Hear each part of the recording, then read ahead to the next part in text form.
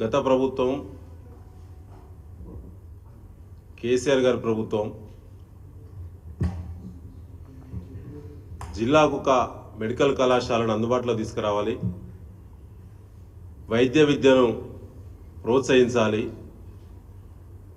పేద వర్గాల బిడ్డలకు ఇతర దేశాలకు వెళ్ళి చదువుకునేటువంటి బాధల నుంచి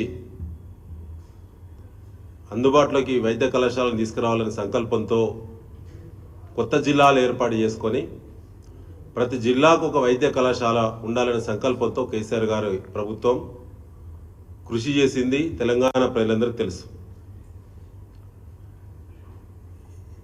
2022-23 సంవత్సరానికి గాను 8 మెడికల్ కళాశాలలు 2023-24 సంవత్సరానికి గాను 9 మెడికల్ కళాశాలలు 2024-25 సంవత్సరానికి గాను మరో 8 మెడికల్ కళాశాలలు కేసీఆర్ గారి ప్రభుత్వం గతంలోనే మంజూరు ఇచ్చింది.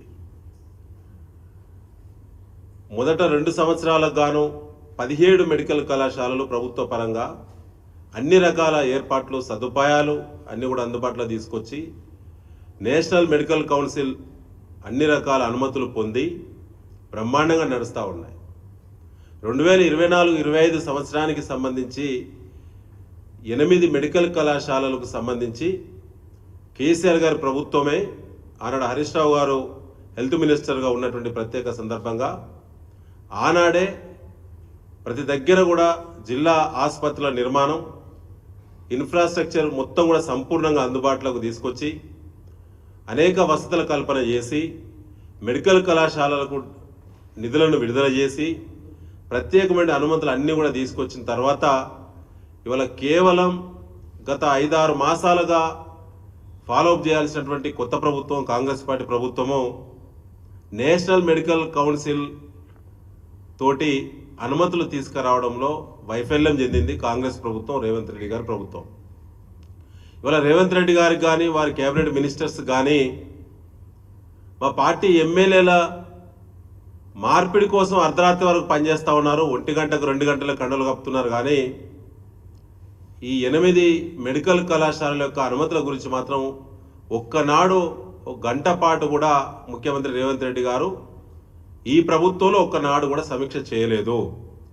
వైద్య శాఖ మంత్రితో పాటు ఉన్నత వైద్యాధికారులు ఏ ఒక్కనాడు కూడా దీన్ని మానిటర్ చేయలేదు. కాబట్టి ఇవాళ కేంద్ర ప్రభుత్వ అధీనంలో ఉండబడే నేషనల్ మెడికల్ కౌన్సిల్ మన 8 కళాశాలను ఇవాళ అనుమతులు ఇవ్వకుండా తిప్పి పంపడం అనేది ఇది మనకు అవమానకరం. అది 8 మెడికల్ కళాశాలలకు అనుమతి రాలేదంటే ఇవాళ దేశంలో మన తెలంగాణ ప్రభుత్వం పరువు పోయింది. ప్రతి జిల్లాకు నిర్మించుకున్న బీఆర్ఎస్ కార్యాలయాలను ఎట్లా కూలగొట్టాలి, ఎలాంటి లొసుగులు ఉన్నాయి అనేటువంటి దానిపైన కాంగ్రెస్ పార్టీ ప్రత్యేక సెల్ పెట్టి పనిచేస్తూ ఉన్నది. కానీ కళాశాలల అనుమతుల కోసం మాత్రమో ఎక్కడ కూడా గంట పాటు సమీక్షలు చేయటం లేదు.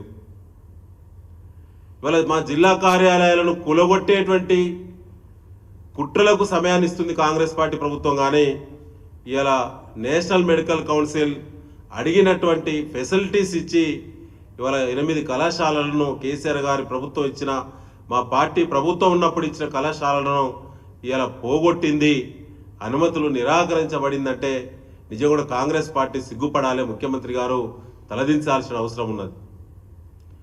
ఇవాళ ఈ రాష్ట్రం నుంచి 2 కేంద్ర మంత్రులు ఉన్నారు. ఇలా భారతీయ జనతా పార్టీ కేంద్రంలో అధికారంలో ఉన్నది. 8 మంది పార్లమెంటు సభ్యులు బీజేపీకి, 8 మంది పార్లమెంటు సభ్యులు ఇవాళ కాంగ్రెస్ పార్టీకి మొన్న ప్రజల అవకాశం కల్పించారు.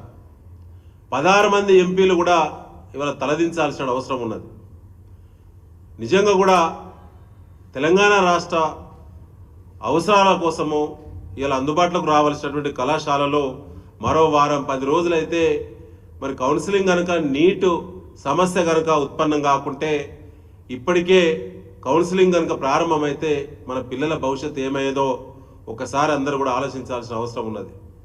850 మెడికల్ సీట్లు ఎంబీబీఎస్ సీట్ల నుంచి తెలంగాణ రాకముందు మన రాష్ట్రంలో అందుబాటులో ఉంటే ఇవాళ సుమారు 4000 పైచిలకు ఎంబీబీఎస్ సీట్ల స్థాయికి ఇవాళ తెలంగాణ రాష్ట్రం వచ్చిందంటే ఒకప్పుడు దేశంలోనే తెలంగాణ రాష్ట్రంలో తక్కువ మెడికల్ సీట్లు ఉండి చిట్ట చివరి నంబర్ ఉండేది, ఇవాళ దేశంలో అగ్రస్థానానికి వచ్చింది. ఇవాళ కేసీఆర్ గారి ప్రభుత్వం బీఆర్ఎస్ పార్టీ చేసినటువంటి కృషి ఫలితమే అని చెప్పి ఒకసారి వైద్య విద్యార్థులు కూడా ఆలోచించాలని చెప్పి ఈ సందర్భంగా మేము ప్రత్యేకంగా విజ్ఞప్తి చేయడం జరుగుతూ ఉన్నది.